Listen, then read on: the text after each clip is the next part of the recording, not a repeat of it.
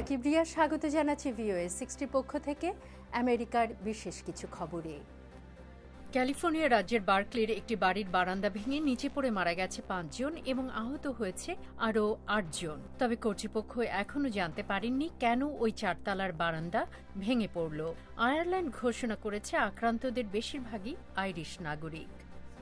আল কায়দা জানিয়েছে ইয়েমেনে আমেরিকার ড্রোন আক্রমণে তাদের অন্যতম প্রধান নেতা নাসের আল হাওয়াশি নিহত হয়েছেন। 1990 থেকে হাওয়াশি আমেরিকার বিরুদ্ধে লড়ে যাচ্ছেন এবং একসময় তিনি ওসামা বিন লাদেনের ডান হাত ছিলেন।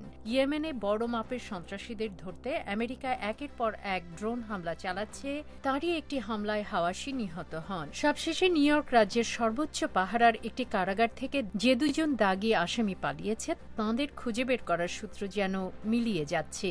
রিচার্ড ম্যাট এবং ডেভিড সোয়েটকে এখনও খুঁজে পাওয়া যায়নি, তবে কারাগারের কর্মী জয়েস মিচেলকে এখনও আটক রাখা হয়েছে। আজ এ পর্যন্তই। আবার দেখা হবে Tahira Kibria, voice of America.